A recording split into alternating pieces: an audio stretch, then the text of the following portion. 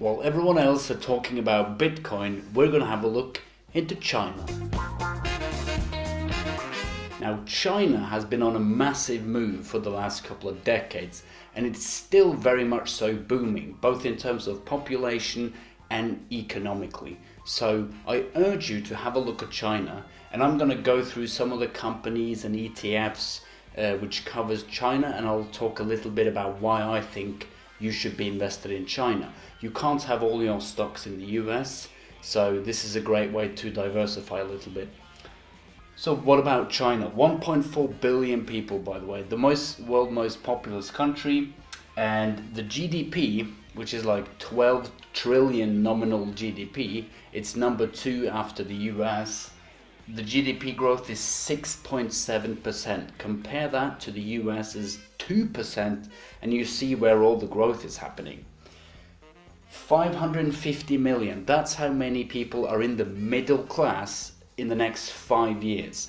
And 550 million middle class is the combined population of Russia, Japan, the UK, Germany, France and Australia combined. That's China's middle class, and it's still going to grow. It's almost twice the population of the United States just as a middle class. And these people are consuming, they're buying products. And the consumption rate, so the rate at which people are spending money, the US is the bigger consuming nation, but China's consumption is growing at 55% a year. The US is growing at low single digit, like 3 or 4%.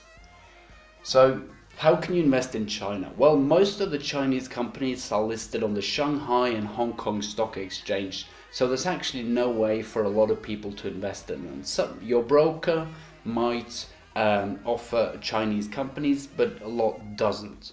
So these are some of the companies which are listed in the US on the New York Stock Exchange and the Nasdaq. So we've got Baidu, which is the big computer software and internet provider in China. PetroChina, obviously oil and gas, it's massive in China.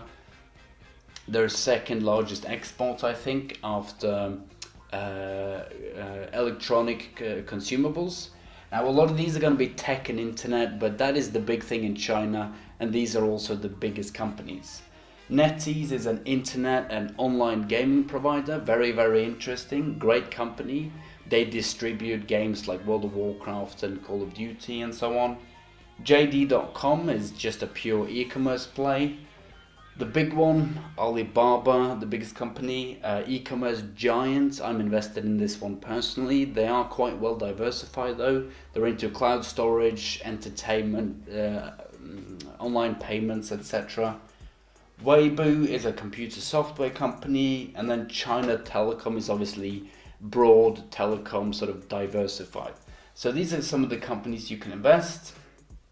And next I'll show you some of the ETFs. So here are some of the ETFs covering China. So ETFs are exchange traded funds. They're just like regular stock funds, well, mutual funds.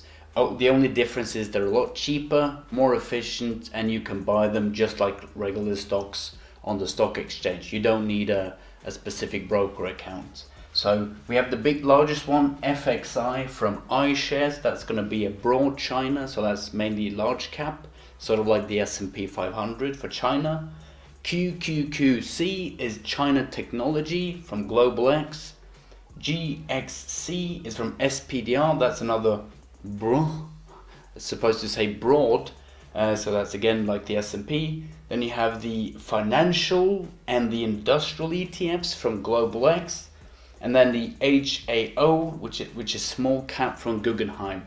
Now, what I would do is probably either go with one of the broad ones, the tech one, or the small cap one, because China is a booming economy, but it's first and foremost, the global potential for China is mostly tech, so internet, gaming, stuff like that. So I'm invested in this one. I really like it. You can go with one of the broad ones, which is going to be safe.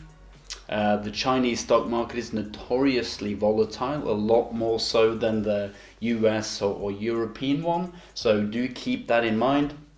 You can also go with broad Asia ETFs, because they are going to have a lot of exposure to China. So ETFs like the the VPL or the GMF are going to have, these are broad Asia ETFs. They're going to have like 30, 40, 50% China. So you can also go that route. But anyways, have a look at China. Forget about Bitcoin and what's happening in the US and Amazon and Tesla. Look at China. There's a lot of potential there. So if you want to learn more about investing in stocks, investing in China, whatever, visit investingforall.net. Check out my second YouTube channel. You can find it on my YouTube page. If not, I'll see you in the next video.